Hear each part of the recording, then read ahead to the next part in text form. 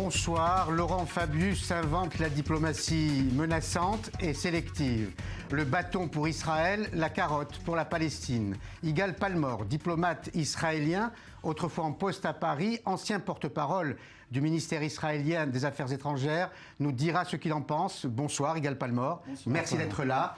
Mais avant même de vous entendre, on peut aisément imaginer la réaction des Israéliens. Difficile, sauf à être maso, d'accepter le bâton, plus les couteaux et plus parfois les balles. Joseph Emmanuel. L'armée israélienne se déploie près de Beth-El en Cisjordanie. C'est ici qu'un membre des forces de sécurité palestiniennes a ouvert le feu ce dimanche sur 3 soldats israéliens. Le terroriste a été abattu sur le champ. Les blessés ont une vingtaine d'années. Évacués après les premiers soins reçus sur place, 2 sont dans un état grave avec des blessures profondes au niveau du cou. C'est en voiture que le terroriste arrive à ce point de passage, tôt dans la matinée. Les témoins décrivent un homme calme quand il ouvre le feu. Les Palestiniens confirment l'identité de l'assaillant. Il s'appelle Amjad Sakari et il fait bien partie des forces de sécurité du président Abbas. Dans un post publié samedi soir sur Facebook, Sakari semble faire allusion à ses projets. Dieu est le plus grand, le seul à savoir qui sera le prochain martyr. Et quand il le deviendra, chaque jour nous entendons la nouvelle d'un décès. Pardonnez-moi, peut-être serai-je le prochain. Les attaques anti-juives continuent en Cisjordanie comme en Israël. Une vague de terreur commencée il y a 3 mois. Samedi soir, un adolescent israélien a été la cible d'une attaque au couteau par 2 mineurs palestiniens. Mais l'attaque de ce dimanche inquiète particulièrement les autorités israéliennes. Ça n'est pas la première attaque commise par un policier palestinien. Cet acte terroriste commis justement par un policier palestinien peut-il compromettre la coopération sécuritaire entre les autorités israéliennes et palestiniennes? Élément de réponse avec Mathias Inbar qui se trouve près de Ramallah. Ce n'est pas la première fois qu'un policier palestinien utilise son arme de service pour s'en prendre aux forces de sécurité israéliennes. Il y a plus d'1 mois et demi, à quelques kilomètres de là, au point de contrôle de Chizmeh, à l'entrée de Jérusalem, un Palestinien, le neveu de Saeb Erekat, le négociateur en chef de l'autorité palestinienne, tirait sur les policiers avant de se faire abattre par les forces de sécurité israéliennes. Cette fois, c'est un membre des forces de sécurité et le chauffeur du procureur de Ramallah qui a blessé 3 soldats en leur tirant à bout portant avec son revolver. Il n'a pas éveillé les soupçons des soldats israéliens pour s'approcher via ce barrage VIP où passent généralement les juges, les policiers, mais également les ministres de l'autorité palestinienne. Un acte terroriste à l'ère du 2.0, Amjad Sakari avait prévenu quelques minutes plus tôt sur sa page Facebook « Je ne vois pas pourquoi je continuerai à vivre ». Un attentat qui rappelle que les armes détenues par les fameuses Force 17, la garde présidentielle palestinienne, ont été les premières à être utilisées contre les soldats et civils israéliens aux premières heures de la deuxième intifada. Et même si l'armée israélienne redoute toujours que les armes remplacent les couteaux dans cette vague de terreur qui sévit depuis octobre 2015 en Israël, cette attaque, on l'assure tant du côté de Jérusalem que de Ramallah, ne devrait pas remettre en cause pour le moment la coopération sécuritaire entre les 2 parties. Yigal Palmor, on parlera politique et diplomatie tout à l'heure, mais un mot d'abord sur ces attentats. Vous-même, vous vivez où? À Tel Aviv, à Jérusalem? Non, je vis à Jérusalem. Je vis à Jérusalem et c'est une ville où il se passe quand même des choses dangereuses parfois. Donc vous y songez, vous, en vous rendant à votre bureau, en traversant la ville, vous-même, vous y songez à cette crainte possible, à ce risque possible d'attentat. Bien sûr. Normalement, quand je marche dans la rue, il m'arrive d'avoir les yeux dans mon téléphone portable, mais ce n'est plus le cas. Il faut vraiment regarder autour de soi. Et puis, je dois vous dire que ça fait quand même un bout de temps que ma femme et moi, nous pensons beaucoup au cousin de ma femme, Noam, qui avait péri dans un attentat suicide dans un autobus il y a environ une vingtaine d'années. C'était à Jérusalem, c'était à 300 mètres de chez nous. Et c'est quand même quelque chose qu'il est difficile d'oublier. Alors, dans des jours pareils où les attentats reviennent, ce n'est pas des attentats suicides, mais c'est toujours des attentats, on y pense beaucoup. Et c'est une terreur insidieuse parce qu'elle est quotidienne, elle est instillée comme ça chaque jour, ce qui fait que les médias internationaux n'en parlent pas, ou quasiment pas. Insidieuse parce que, comme vous dites, ça tombe au goutte à goutte, c'est ça. Et puis ça concerne des adolescents. Et quand un gosse de 14, 15, 16 ans tente de vous poignarder, on tente à ne pas le voir comme un terroriste, mais comme un simple délinquant. Donc, du coup, ça change de chronique. Ce n'est pas, ça n'entre pas dans les pages d'International mais dans les faits divers pour certains observateurs internationaux. Et on ne comprend pas la rage des Israéliens, on ne comprend pas qu'il y a derrière... sinon une grande organisation terroriste, il y a quand même une certaine ambiance, il y a un encouragement, il y a une mode même que du côté de l'autorité palestinienne, on ne fait pas énormément pour stopper, pour freiner. Et ça explique un certain état d'esprit chez les jeunes Palestiniens qui fait que des adolescents partent avec un couteau pour poignarder le premier homme ou la première femme venue. C'est assez terrible. Et d'ailleurs, les psychiatres eux-mêmes le disent, qu'ils soient ici ou à Paris, quand on a l'occasion de les interviewer, disent eux-mêmes qu'un adolescent ne peut pas, ou un post-adolescent, ne peut pas commettre un tel acte seul, qu'il est forcément instrumentalisés par un adulte ou par des adultes. Oui, je crois que c'est assez évident. Ils ne sont pas instrumentalisés dans le sens où on le croyait avant, c'est-à-dire un endoctrinement assez structuré dans le cadre d'un mouvement de jeunesse ou d'une cellule terroriste ou un truc comme ça. Non, ce n'est plus le cas. Ils sont endoctrinés par une certaine ambiance qu'ils reçoivent des réseaux sociaux dans lesquels ils prennent part.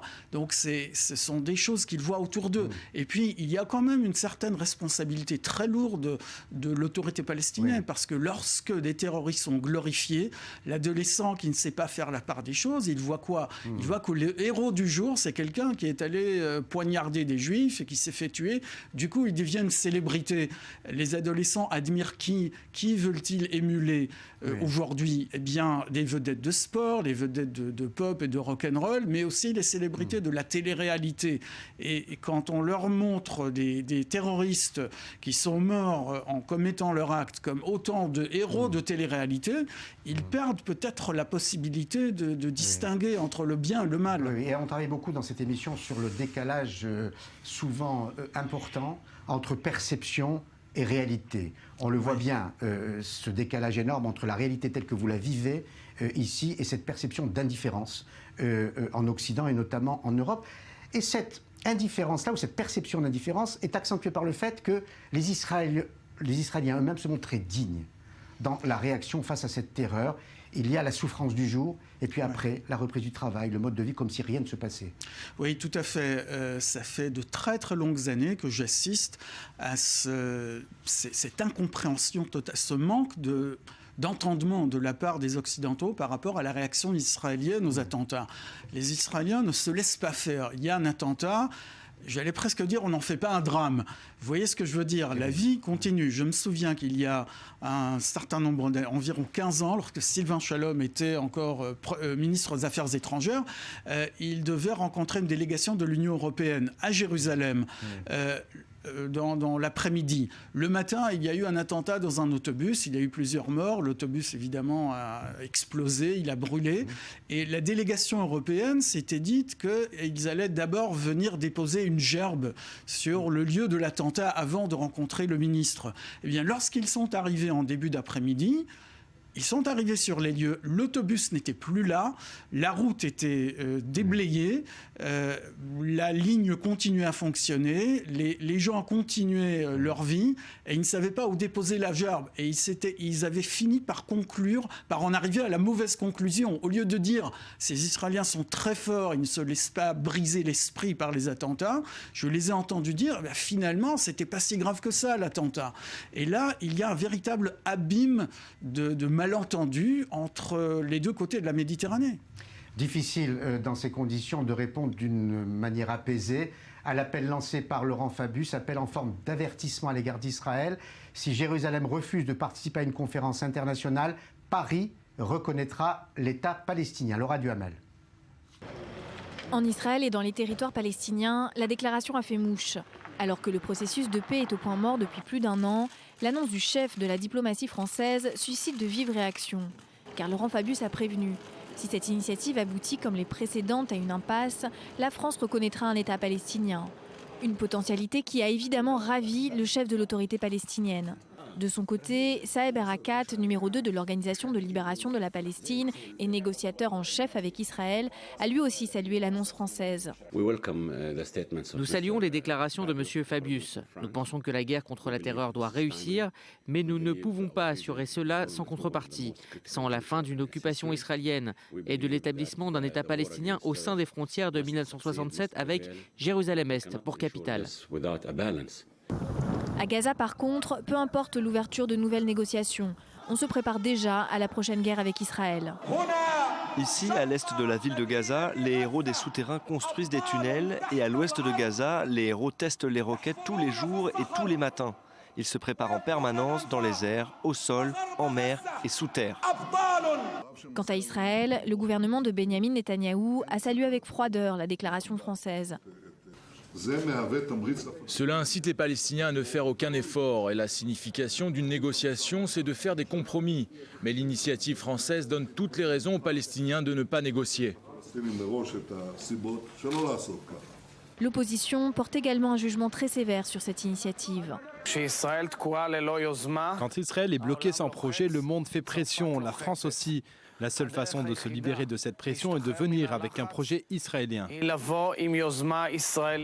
Pour l'heure, le contexte est pour le moins morose. Une grande partie de la classe politique israélienne considère qu'il n'existe pas de partenaire viable pour négocier. Vous avez entendu le nom catégorique du Premier ministre Benyamin Netanyahou. Vous avez entendu le nom mais du chef de l'opposition Yitzhak Herzog. Vous allez deviner le nom sauf du président Rivlin. Léa Berdugo.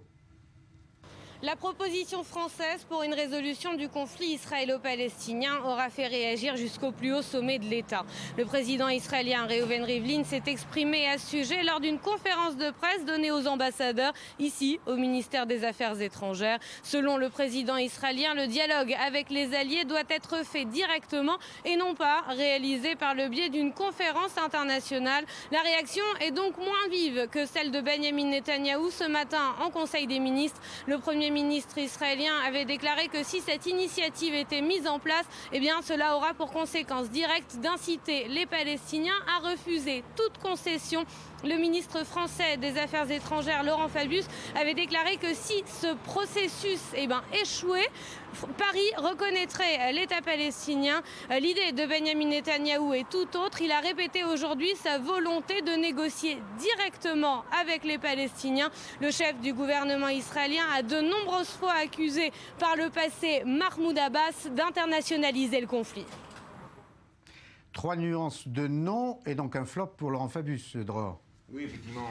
En fait, tout dépend, Paul, de la menace, effectivement, formulée par Laurent Fabius. Alors, flop, on verra dans les prochains jours. En tout cas, Benyamin Netanyahou a dit ce matin, d'une manière très claire, qu'il ne pouvait pas accepter cette menace de la reconnaissance d'un État palestinien en cas d'échec des pourparlers, parce que, bien évidemment, si les Palestiniens considèrent que, quoi qu'il arrive, leur État sera reconnu par la France, l'un des pays qui compte le plus sur la scène diplomatique, eh bien, ils ne seront pas incités à faire les compromis nécessaires. Mais Benyamin Netanyahou a dit ce matin au Conseil des ministres, et c'est important, qu'Israël tentait de convaincre les Français de revenir sur cette menace. Le Premier ministre israélien a même ajouté qu'il avait de bonnes raisons de croire que ce sera le cas. Alors pour l'instant, rien ne permet de dire si cet optimisme de Benyamin Netanyahou est ou non justifié. Quoi qu'il en soit, il est important pour Israël de ne pas apparaître comme étant celui des deux protagonistes du conflit qui ne veut pas aller de l'avant, qui refuse le dialogue ou le compromis. Mais concernant Laurent Fabius, ce qui est très étrange, c'est que, d'Orsay, on savait que formulée telle quelle, la proposition française n'avait aucune chance d'être acceptée par Israël. Donc tout se passe comme si Laurent Fabius, dans les dernières semaines qui lui restent à la tête du Quai d'Orsay, tentait de marquer l'histoire en étant le premier chef de la diplomatie française à avoir incité son pays à reconnaître unilatéralement l'État palestinien. Tout cela ne fait pas avancer d'un iota la paix entre Israéliens et Palestiniens. C'est bien dommage. Merci Dror. Alors, question, Gal Palmore, d'abord aux diplomates. Laurent Fabius a-t-il adopté la bonne méthode ? Ça dépend quel était le résultat escompté. On dit flop, mais non, il n'y a pas eu flop. Je crois que Laurent Fabius est un diplomate chevronné. Il savait très bien que ce n'est pas comme ça qu'on prépare une conférence internationale. Vous savez, j'ai assisté à la fameuse conférence de Madrid, j'ai vu la conférence économique de Casablanca. J'y étais aussi. Eh bien voilà, et j'ai vu la conférence d'Annapolis. On sait comment se prépare une conférence quand on veut qu'elle se tienne, qu'elle ait lieu. Ce n'est pas comme ça, ce n'est pas en lançant l'idée en public et en surprenant les partenaires supposés. Ça se prépare dans les coulisses longtemps à l'avance. Il ne l'a pas fait, c'est qu'il n'a pas voulu qu'il y ait une conférence. Alors, question aux diplomates israéliens. Les dirigeants israéliens ont-ils adopté la bonne posture ? Je crois que même quand on comprend que le vrai but de Laurent Fabius n'était pas de réunir une conférence, mais bien de créer une démarche qui aboutisse à une reconnaissance unilatérale de l'État palestinien, on aurait dû, du côté israélien, faire tomber les masques à la diplomatie française, répondre positivement pour mettre les Français au défi de cette fameuse conférence et montrer que la conférence n'était pas le but recherché, mais la seule reconnaissance était au bout du chemin. Alors, question diplomate israélien, virgule, en poste autrefois à Paris. Si Paris reconnaît l'État palestinien, quelles conséquences pour l'État palestinien et pour Israël ? D'abord, je crois qu'une reconnaissance de Paris entraînerait presque automatiquement la reconnaissance d'un grand nombre d'États européens. Il y aurait l'effet domino. Oui, tout à fait. Il y aurait l'effet domino. Et par la suite, il se pourrait que cela se traduise par une démarche auprès du Conseil de sécurité de l'ONU. Donc cela veut dire qu'Israël se trouverait un peu le dos au mur, diplomatiquement. Au bout du compte, il n'y aurait pas de grands avantages pour les Palestiniens parce que la reconnaissance à New York ou à Paris, finalement, sur le terrain, ça ne leur apporte strictement rien tant que la situation continue à être ce qu'elle est et tant que les Palestiniens n'arrivent pas à se mettre d'accord entre eux-mêmes sur le gouvernement. Eh bien justement, la question à l'Israélien qui vit à Jérusalem. Au plus près de cette réalité, comment concevoir un État palestinien avec deux parties, deux entités aussi opposées l'une que l'autre? Je pense à l'autorité palestinienne et à le Hamas, à l'autorité qui semble coopérer avec Israël, parfois sur le plan économique ou sur le plan sécuritaire, et avec le Hamas qui souhaite tout simplement la destruction de l'État d'Israël. Oui, justement, c'est ça le véritable casse-tête. Comment faire du côté palestinien pour avoir un représentant avec qui on pourrait dialoguer, n'est-ce pas? Dialoguer sur quelque chose sur lequel on ne serait peut-être pas d'accord, mais au moins on aurait un partenaire représentatif. Or, aujourd'hui, il y a deux Palestines qui se font la guerre fraternelle, la guerre fratricide, la guerre intestine, et il n'y a pas véritablement de partenaire palestinien, pas parce que Mahmoud Abbas ne souhaiterait pas parvenir à un accord négocié avec Israël, mais parce qu'il n'est pas représentatif de toutes les voix palestiniennes et que les autres qui le défient tous les jours sont prêts à l'égorger. Le Hamas, ce n'est pas simplement une opposition politique, c'est quand même un groupe terroriste armé qui a chassé Manu Militari, le Fatah de Mahmoud Abbas de Gaza. Mais c'est curieux que Laurent Fabius ne prenne pas, ou d'autres diplomates, peu importe, ne prennent pas en compte cette réalité-là. Quand ils disent, par exemple, d'une façon presque incantatoire, il faut un État palestinien, comment peuvent-ils ignorer cette réalité et l'existence de ce Hamas qui s'oppose autant, et vous l'avez très bien dit, à Israël qu'à l'autorité palestinienne? Je crois très simplement que Laurent Fabius ne vise pas à changer quoi que ce soit entre Israéliens et Palestiniens ou au Proche-Orient. Ce qu'il vise, c'est la politique intérieure française. Il y a des pressions sur le gouvernement français venant de part et d'autre, mais on sait très bien d'où, pour qu'il y ait une reconnaissance d'un État palestinien. Je crois que Laurent Fabius souhaite rendre service à François Hollande. Vous êtes en train de dire que Laurent Fabius fait de la politique intérieure, là? Tout à fait, c'est ce que je suis en train de dire. 2017. Absolument. C'est exactement ce que je suis en train de dire. Il veut qu'il y ait une reconnaissance d'État palestinien, donc lever une certaine hypothèque pour François Hollande et permettre que cette reconnaissance ne surgisse pas du néant, mais qu'elle soit l'aboutissement d'une certaine démarche diplomatique que Laurent Fabius vient de lancer. Pour revenir au Proche-Orient, je vois que vous avez la parole libre. Qui doit prendre l'initiative aujourd'hui? Ne parlons que des Palestiniens et des Israéliens, oublions ces autres pays européens qui ont cette obsession proche-orientale. Qui doit prendre l'initiative? L'initiative doit être prise par deux parties, en principe les Israéliens et les Palestiniens, mais les Palestiniens ne prendront pas l'initiative tant qu'ils ne sont pas soutenus par des pays arabes plus grands et plus forts qu'eux. Je parle évidemment de l'Égypte, de la Jordanie et de l'Arabie saoudite. Or, ces pays ont aujourd'hui d'autres chats à fouetter. Ils n'ont pas du tout envie de soutenir les Palestiniens dans une démarche de négociation.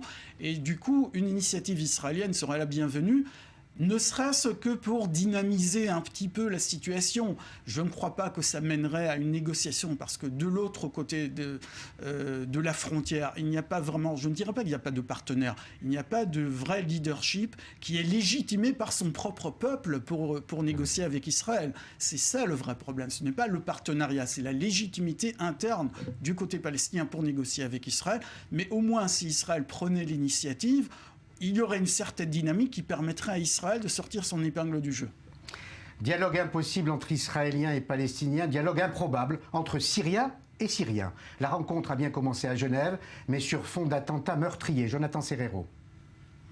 Le ton est solennel. Au travers d'une vidéo, le secrétaire d'État américain John Kerry a adressé un message depuis Washington aux partisans et opposants à Bachar el-Assad. Il a appelé les deux parties à saisir le moment des négociations. Le monde doit saisir l'opportunité qui lui est présentée. Il doit soutenir tous les efforts pour mettre fin à l'oppression dont est victime le peuple syrien dans ce conflit. Il n'existe aucune autre voie que celle des négociations pour mettre un terme à cette guerre. Ces discussions doivent impliquer toutes les parties et tous les pays.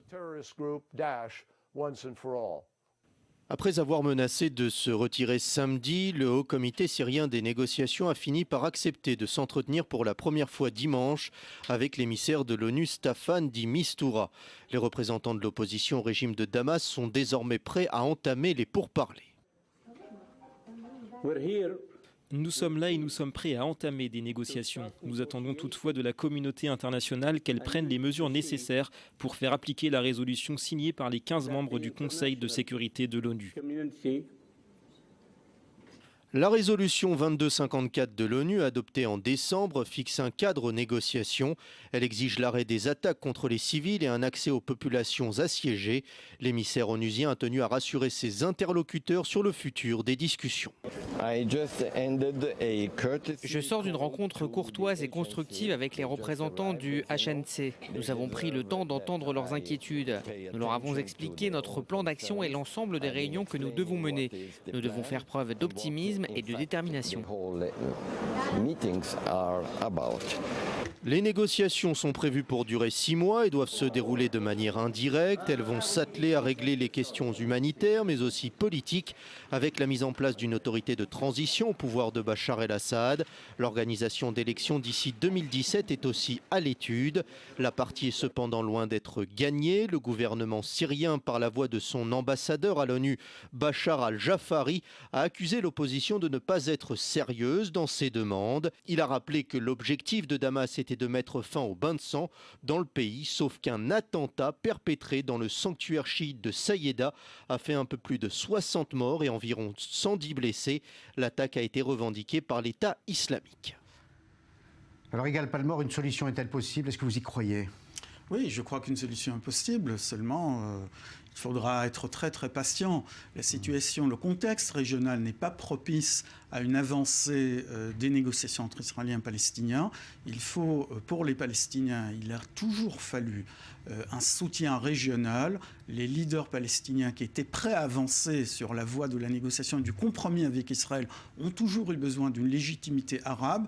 Or, aujourd'hui, il n'y a aucune partie arabe qui est capable ou qui est disponible pour donner cette légitimité aux leaders palestiniens. Et ça montre à quel point la situation est insolite. À vous entendre, voilà des dirigeants palestiniens soutenus par certains pays européens comme la France, mais complètement oubliés, délaissés par tous les pays arabes qui sont là et qui évidemment sont dans cette région. Oui, vous savez, cette idée d'une grande conférence internationale pour la paix au Proche-Orient, c'est une idée qu'on entend depuis au moins une vingtaine d'années en venant de Paris. Or, dans le passé, c'était toujours une initiative franco-égyptienne. Je parlais de l'axe Paris-Le Caire, et c'était l'initiative franco-égyptienne pour la conférence internationale. Autant de François Mitterrand notamment. Autant de François Mitterrand, autant de Jacques Chirac. Aujourd'hui, c'est une initiative de Paris. Avec Paris, c'est une initiative franco-française, ce qui montre le grand chamboulement de rapport de force proche-orientale. Le Caire n'est plus dans le coup et du coup, cette initiative montre ses faiblesses. Merci beaucoup, Yigal Palmore, d'être venu de Jérusalem jusqu'à Tel Aviv, Jaffa, pour décrypter cette situation et vous feriez un excellent commentateur de politique intérieure française. Merci encore et bon retour à Jérusalem. Avant de vous laisser pour une pause et de vous retrouver pour la seconde partie de Paris-Jaffa, une nouvelle qui nous est parvenue à l'instant au moment où vous parliez. François Hollande accorde une remise gracieuse de peine à Jacqueline Sauvage qui avait tué son mari, un mari extrêmement violent tout au long de leur vie commune. Et cette remise gracieuse de peine permet à Jacqueline Sauvage de faire une demande de libération immédiate. Autrement dit, Jacqueline Sauvage pourra sortir de prison et François Hollande tient à préciser qu'il l'a fait pour des raisons humanitaire et humaine qui permettrait à Jacqueline Sauvage de retrouver tout simplement sa famille. Voilà, dans quelques secondes, on va faire une pause et l'on se retrouve à 19h30 heure de Paris, 20h30 heure de Jaffa pour la seconde partie de Paris-Jaffa où l'on vous proposera un document exceptionnel publié par Paris Match sur l'existence d'une cité salafiste à Avignon, en plein cœur d'Avignon, à quelques kilomètres, à 5 kilomètres à peine du centre d'Avignon. Et comment s'appelle cette cité salafiste? La Reine Jeanne. Ça ne s'invente pas. A tout de suite, 20h30 ou 19h30 heure de Paris.